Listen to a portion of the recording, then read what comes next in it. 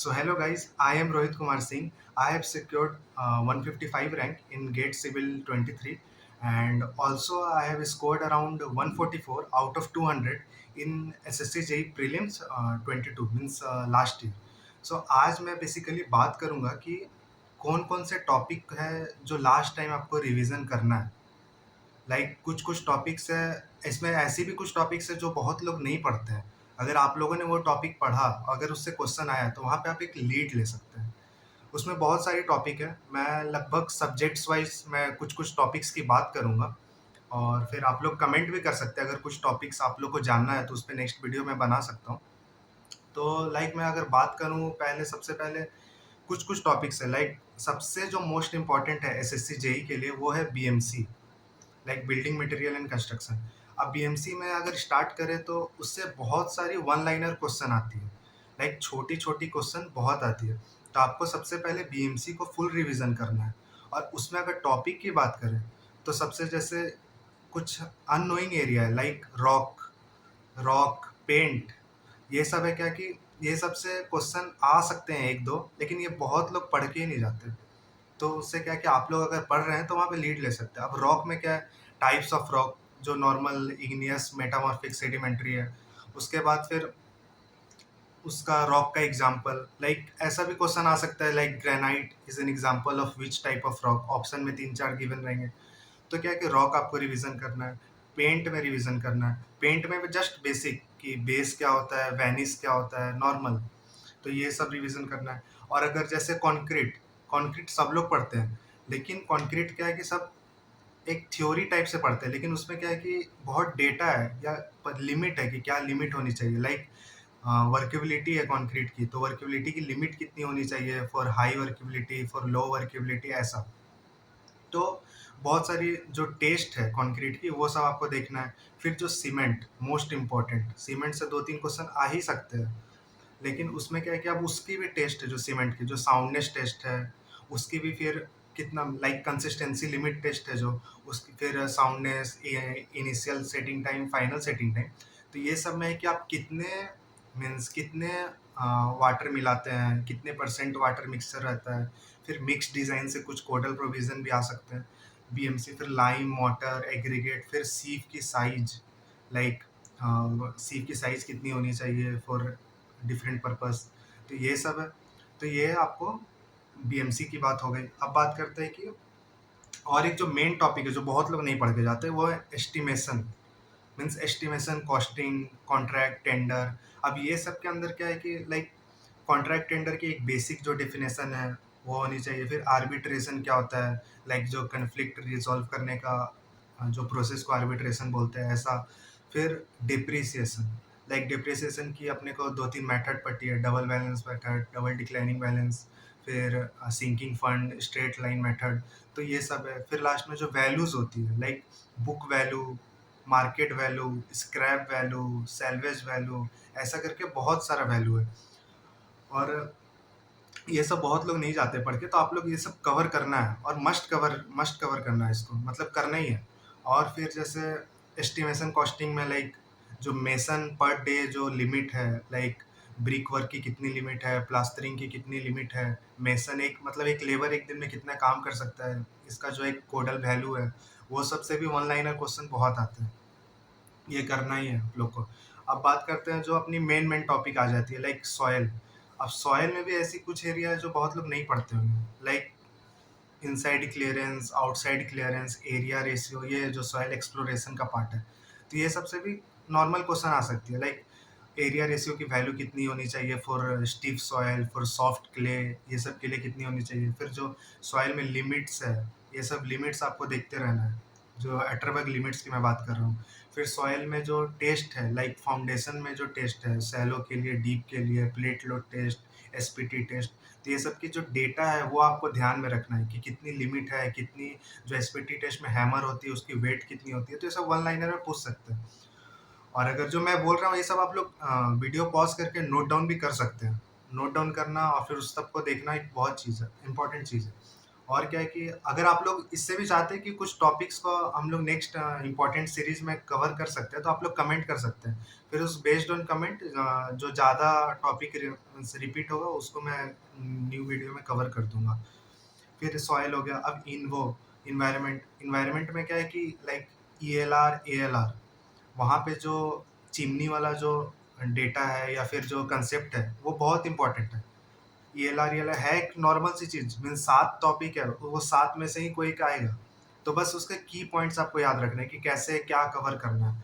ELR फिर हो गया इन्वायरमेंट में जो परमिसेबल लिमिट है ऑफ ड्रिंकिंग वाटर, लाइक फिर लाइक नाइट्रेट कितना होना चाहिए, फ्लोराइन कंटेंट कितना होना चाहिए, आयरन कितनी होनी चाहिए, कॉपर, ये सब की जो लिमिट है, परमिसेबल लिमिट और कॉज ऑफ रिजेक्शन, ये दोनों आपको पूरा याद रखना है। लाइक मेन मेन एलिमेंट का, लाइक जो मेन मेन वाटर में पाए जाते हैं, आयरन, फ्लोराइड, क्लोरीन, ये सब। फिर आपको फिर BOD COD, theoretical oxygen demand, carbon oxygen, ये सब आपको सब देखना है कि कितना होना चाहिए लिमिट। लाइक रिवर में अगर डिस्पोज कर रहे हैं तो फिर BOD की लिमिट कितनी होनी चाहिए, COD की कितनी होनी चाहिए। लाइक लैंड में अगर डिस्पोज कर रहे हैं एक्चुअली, तो फिर BOD COD ये सब की लिमिट कितनी होनी चाहिए। सी में कर रहे हैं तो कितनी होनी चाहिए, ये सब की भी एक टेबल होती है। तो ये सब भी आपको कवर करना है। इन्वायरमेंट हुआ, सॉइल हुआ। अब सोम की बात करते हैं। सोम जो स्ट्रेंथ ऑफ मटेरियल, वहाँ पे एक जो इम्पोर्टेंट टॉपिक है failure of theory, means theory of failure, sorry, failure theory बोल सकते हैं उसको। तो वो है कि बहुत लोग नहीं पढ़ते उसको, मतलब इग्नोर कर देते हैं, नेग्लेक्ट कर देते हैं एक्चुअली, लेकिन उससे एक क्वेश्चन आ सकता है। तो क्या कि उससे भी मैं उस पर एक वीडियो भी अपलोड कर चुका हूँ, थ्योरी ऑफ फेलियर, आप लोग देख सकते हैं। तो उसकी भी एक लाइक उसमें ग्राफ क्या फॉर्म होता है, प्रिंसिपल स्ट्रेस में, प्रिंसिपल स्ट्रेन में क्या ग्राफ फॉर्म होता है, ये सब भी क्वेश्चन आ सकता है। मतलब आने के लिए कुछ भी आ सकता है। तो ये सब जो मैं की एरियाज आइडेंटिफाई कर रहा हूँ कि कहाँ से आ सकता है और कौन कौन से टॉपिक है जो बहुत लोग नहीं पढ़ के जाते हैं। अब लाइक इरिगेशन की बात करते हैं। तो इरिगेशन में क्या है कि सबसे पहले आपको एक्वीडक्ट, एक्वीफ्यूज, ये सब के बारे में आपको देखना है। लाइक कैनल ऊपर होगा या ड्रेन एबव कैनल होगा, ये सब आपको देख के जाना है एक्वीडक्ट में। फिर जो एलिमेंट्री कैनल होती है उसकी एलिमेंट्री डैम, उसकी फॉर्मूला सब, कि विड्थ कितनी होनी चाहिए, हाइट ऑफ डैम कितनी होनी चाहिए। फिर इरिगेशन में और जो चीज़ है, types of irrigation, advantage of drip, advantage of sprinkler irrigation, ये सब क्या है कि स्टेटमेंट बेस्ड में क्वेश्चन आ सकते हैं। और क्वेश्चन में पूछ ही सकते हैं कि which of the following is not a advantage, तो नॉट वर्ड पे भी आपको फोकस करना है।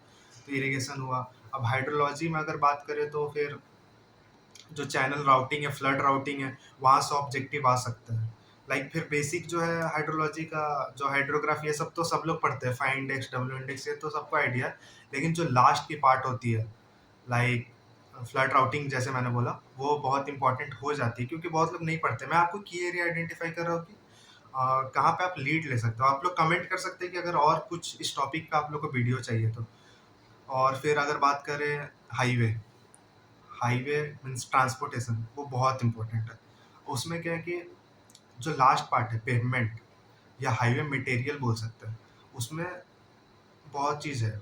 लाइक बिटुमिन की टेस्टिंग, लाइक पेनिट्रेशन वैल्यू, उसकी विस्कोसिटी, जो टेस्ट होती है वो कितनी टेम्परेचर पे होती है, वो टेस्ट का नाम क्या है, और उसकी लिमिट कितनी होनी चाहिए। फिर जो एग्रीगेट की टेस्टिंग होती है, aggregate impact value, aggregate abrasion value, like फिर ये सब आपको देखना है। और पेमेंट, फिर उसके बाद वाटर बाउंड मैकेडम क्या होता है, water mix macadam, wait mix macadam क्या होता है, ये सब आपको पूरा कवर करना है। ये कवर करते करते जो हाईवे है उसको पूरा कवर करना है। और हाईवे का जो स्टार्टिंग पार्ट है, लाइक बेसिक्स ऑफ हाईवे, फिर जो ट्रैफिक, ये सब तो फिर भी इजी है। मेन जो कंसेप्ट है वो पेमेंट में ज़्यादा होता है। तो हाईवे करना है, इरिगेशन हो गया, हाइड्रोलॉजी, और क्या बचा। और अगर कुछ सर्वे की बात करूँ, तो सर्वे में क्या है कि आप लोग को जो कंटूर है, कंटूर से बहुत सारे स्टेटमेंट बेस्ड क्वेश्चन आते हैं। फिर डिफरेंट जो चेन की मेजरमेंट है, लाइक मेट्रिक चेन होती है, रेवेन्यू चेन होती है, इंजीनियरिंग चेन होती है।